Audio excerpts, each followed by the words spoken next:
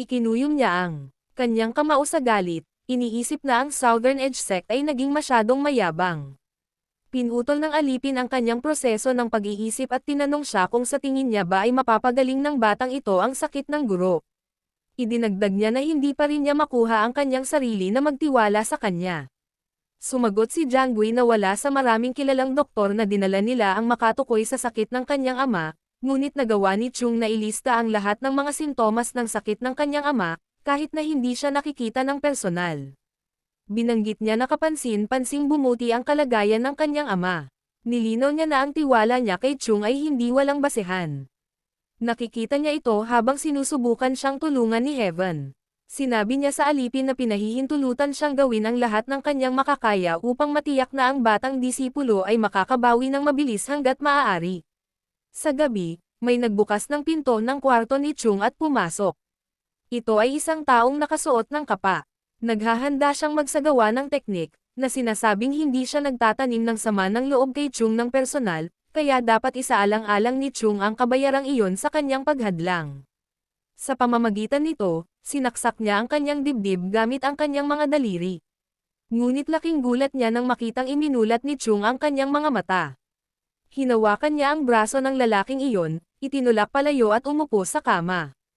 Pagkatapos ay tumawa siya at sinabing nahuli niya siya, nagalit ang lalaking iyon at inatake si Chung gamit ang kanyang kabilang kamay. Tumalon mula roon si Chung at nakatakas sa kanyang atake. Sinipa niya ang likod niya at saka bumagsak sa sahig. Ang lalaking iyon muli, lumingon sa kanya na umaatake, ngunit madaling nailigtas ni Chung ang kanyang sarili. Kapag nasa ere siya, binato siya ng energy bomb doon. Hindi ito maiiwasan ni Sang Chung sa himpapawid. Sinipa ito ni Chung at itinapon. Ang lugar na iyon ay naging mga guho. Sinabi ni Chung na sa tingin niya ay may mali ang pagkakaintindi ng nakamaskara dito, ang nakakuha ng maikling dulo ng stick ay siya, hindi si Chung, tama. Pagkatapos ay bumukas ang pinto ng silid at pumasok ang iyong master. Tinanong niya ang lalaking nagngangalang Jabok Ban kung ano ang ginagawa niya rito. Laking gulat ni Jabok nang makita siya rito. Pumili ng tela si Chung at itinali ang kanyang buhok dito. Naglalakad patungo kay Jiang Gui at ipinaalala sa kanya na sinabi niya sa kanya na lalabas siya ng mag-isa. Sinabi ni Jiang Gui na bagaman medyo nag-aalinlangan siya sa kanyang sinabi, nang makita kung ano ang nangyari, wala na siyang ibang masabi. Ang general ay ang huling tao na inaasahan niyang nasa likod nito. Tinanong siya ni Jabok kung bakit siya naghinala na siya iyon. Sumagot si Chung na hindi niya ginawa. Ipinaliwanag niya na hindi siya kailanman naghinala ng sino mang partikular na may kasalanan. Naisip lang niya na kung magkunwari siyang nasugatan pagkatapos ipakita na alam niya kung paano gamutin si Elder Huang, ang malefactor, ay darating pagkatapos ng kanyang lifespan. Tinanong siya ni Jabok, paano kung hindi siya dumating? Sumagot si Chung na wala siyang choice kundi ang sumama. Kung nagawa niyang patayin siya, maaari sana niyang sisihin ang Southern Edge Sect. Walang paraan na mapalampas niya ang ganoong pagkakataon. Nakakunot ang noo, sinabi ni Jabok na dapat ay pinlano niya ito kasama ng isang Southern Edge Sect. Sagot ni Jong na hindi. Sinabi niya na iminungkahi lang nila ang isang tunggalian. Nagtanong si Jabok tungkol sa kanyang mga sugat, na nagsasabi, kung mayroon man, sinabi ng doktor na nawalan siya ng malay mula sa kanyang panloob na mga pinsala, tumatawa. Nagtanong si Chung kung bakit siya ay nagtatanong sa kanya ng isang bagay na napakalinaw. Idinagdag niya na kung hindi man lang niya maloloko ang isang doktor, hindi siya papayag na gawin ito sa simula. Sabi ni Chung na mukhang maraming tanong si Jabok, ngunit wala sila dito upang sagutin ang mga ito. Ang mahalaga ay nahulog siya sa bitag ni Chung, at ngayon alam na nila kung sino ang lason ni Elder Huang. Biglang tumawa ng hysterically si Jabok at nagtanong kung sinasabi niya sa kanya na dahil lang sa sinubukan niyang saktan siya, siya ang may kasalanan sa sakit ni Master Huang. Sabi niya, hindi dapat paniwalaan ng iyong master ang mga salita ni Chung, dahil nakalimutan niya ang pinakamahalagang bagay sa kanyang loika. Tinatanong ni Jiang Gui kung ano ito. Tinanong ni Jabok kung paano niya mapapatay ang Panginoon kapag tinatrato niya siya ng mabuti, at kung hindi rin iyon ang dahilan kung bakit siya naniniwala na hindi si Jabok ang may kasalanan. Tinanong siya ni Jiang Gui kung bakit niya sinubukang patayin ang batang disipulo, at kung bakit niya itinago ang katotohanan na siya ay isang martial artist. Sigaw niya na niloloko ng batang ito ang iyong master. Idinagdag niya na kahit na ang pinakakilalang mga doktor ay nabigo na gamutin si Master Huang, at nagtanong kung paano magiging posible para sa isang batang-bata na magawa ito. Sumagot si Jiang Gui na kung ganoon ang kaso, dapat ay sinubukan niyang kumbansihin iyon. Tinatanong niya ito kung talagang sa tingin niya ay magagamit niya iyon para bigyang katwiran ang kanyang mga aksyon. Sigaw niya nagtatanong kung pakikinggan pa nga siya ni Jiang Gui kung susubukan niya. Sabi niya, wala na sa isip si Jiang Gui, at ang mga nalinlang ay hindi nakikinig sa iba. Kaya ang tanging paraan para maibalik ang kanyang katinoan ay ang patayin ang batang iyon. Iyon ang tanging paraan para patuloy na maghanap ng lunas mula kay Master Huang. Nadismaya si Chung at tinanong siya kung gaano pa siya katagal na makinig sa kanyang mga palusot. Hindi inaasahan ni Jabok ang tugon na ito.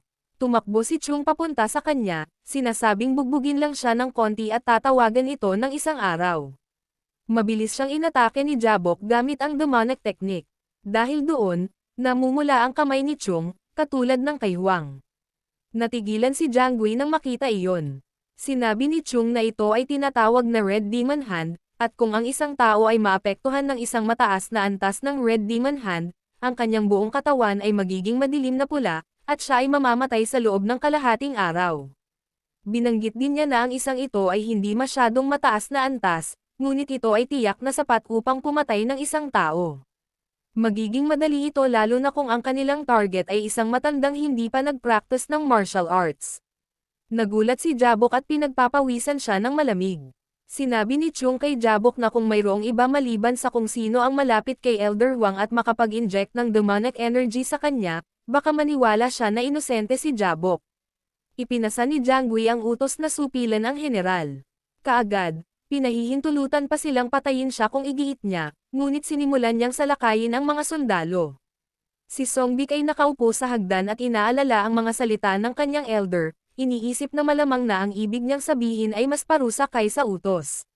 Bigla, siya, nakakarinig ng mga nag-aaway na boses at nakakakita ng usok sa malayo.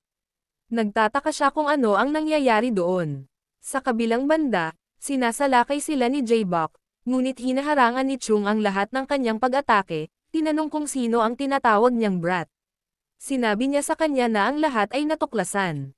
Ngayon alam na niya na maaaring mayroon si Jabok sa kanyang mga kalagayan, ngunit maaari niyang punan ang mga ito ng mga detalye sa ibang pagkakataon. Sa ngayon, gusto niya lang siyang bugbugin at matapos ito. Medyo pagod na siya. Tinanong siya ni Jabok kung sa tingin niya ay kakayanin niya siya kapag gagamitin niya ang pulang kamay ng demonyo ng buong lakas. Nilinaw ni Chung na hindi niya pinag-uusapan ang kanyang sarili. Pagkatapos ay tumingin siya sa labas at nakita si Songbik na paparating. Sinabi niya na ang isang bayani mula sa Southern Edge Sect ay dumating sa tamang oras upang talunin ang demon. Nagtataka si Songbik sa sinasabi niya. Tinanong siya ni Chung kung narito siya upang iligtas sila. Tinanong siya ni Songbik kung bakit siya ang senyales ni Chung kay Jongbik ay nagpapaalala sa kanya na kailangan ni Songbik ang kanyang kapatawaran. Napagtanto ni Songbik ang sitwasyon at iniisip kung ito na ang perpektong pagkakataon para makabawi sa kanyang mga aksyon. Nagpasya siyang samantalahin ng husto ang sitwasyon at tumakbo patungo sa Jabok upang labanan siya. Ngumiti si Chung at sinabing, nalutas na nila ang isang problema, ngunit hindi pa rin ito tapos. Sa tingin niya ay hindi na ito magtatagal kung tutuusin, si Songbik ay isang alagad mula sa isang kilalang sekta, kaya walang paraan na matatalo siya sa isang taong hindi pa masyadong nag-practice ng martial arts. Tinanong siya ni Jiang Gui kung hindi ipinakita sa kanila ni Chung kung ano ang kaya ni Jabok kanina. Ipinakita sa kanya ni Chung ang kanyang pulang kamay at agad siyang pinagaling. Sinasabing hindi siya nagsisinungaling. Dagdag pa niya, totoo na marunong siyang gumamit ng Red Demon Hand. Pinalaki lang ni Chung ang mga sintomas para ipakita kay Jiang Gui kung ano ang kaya niyang magawa. Nagulat si Jiang Gui nang makita siyang gumaling. Tinanong niya si Chung kung Daoist ba talaga siya. Sinagot iyon ni Chung, nang, syempre siya. Sa katunayan, siya ang pinakamay karanasan na Daoist sa mundo. Si Chung ay nakaupo sa hagdan habang si Jiang Gui ay nakatayo doon na nakatingin sa laban. Naiinip na si Chung. Sinulyapan niya ang away at nagtanong kung bakit mahigit isang oras na silang nag-aaway. Iniisip niya na baka siya na lang mismo ang nagpatalo sa kanya. Maya-maya, itinulak ni Songbik si Jabok sa lupa. Humihingal. Lumingon sa likod si Songbik at sinabing napasuko na ang kontrabida. Pinahahalagahan ni Jiang Gui ang kanyang trabaho at sinabi na hindi niya makakalimutan ang tulong ng Southern Edge Sect na pagod. Nahulog si Songbik sa lupa at nagpasalamat kay Jiang He. Lumapit si Chung kay Jiang He na nagsasabing, sa wakas ay tapos na. Tumingin si Jiang Gui sa kanya at sa tingin niya ay hindi niya alam kung paano ilarawan ang sitwasyong ito. Sa loob lamang ng 2 araw, nalutas ni Chung ang problemang nagaganap sa loob ng mahigit 1 taon. Iniisip niya kung iyon ba ay talagang isang bagay na maaaring malutas ng napakadali. Siya mismo ang sumasagot sa kanyang tanong sa pagsasabing hindi iyon, at sinabi na kung naging ganito kasimple ang lahat, kahit sino ay maaaring malaman ang pagkakakilanlan ng mga male factors. Parang may isang matalinong eksperto na nagtatago sa loob ng batang ito. Kinausap niya si Chung at tinanong kung bakit target ng general ang buhay ng kanyang ama. Tinatanong niya kung may ideya ba si Chung tungkol doon. Sumasagot siya na hindi. Tinanong siya ni Jiang Gui kung hindi niya siya mahanap dahil may ideya siya tungkol sa dahilan. Simpleng sagot ni Chung na hindi naman. Aniya, trabaho ng opisyal na alamin ang kanyang intensyon. Humajijek siya at sinabing nandito lang siya para lutasin ang problema at makuha ang gantimpala. Tinatanong niya kung nakahanda na ba si Jiang Gui ng reward. Bumantong hininga siya at sumagot na mayroon siya. Binanggit niya na nakakalimutan ni Chung ang isang bagay. Aniya, ang problema mismo ay hindi pa neresolba. Nilinaw niya na hindi niya hiniling na hulihin ni Chung ang salarin. Ang gusto niya ay gumaling ang kanyang ama sa kanyang karamdaman. Tinanong niya si Chung kung magagawa niya ito. Ngumiti si Chung at walang sabi-sabi. Iniharap ni Jiang Gui ang kanyang kamay at sinabing kung ganoon ang kaso, nangako siyang susuportahan ang Mount Hua Sect, kahit na kailangan niyang baligtarin ang buong Yuna Merchant Guild para magawa iyon. Nasaktan si Chung nang marinig siya, at nagmamadaling hinawakan ang kanyang kamay.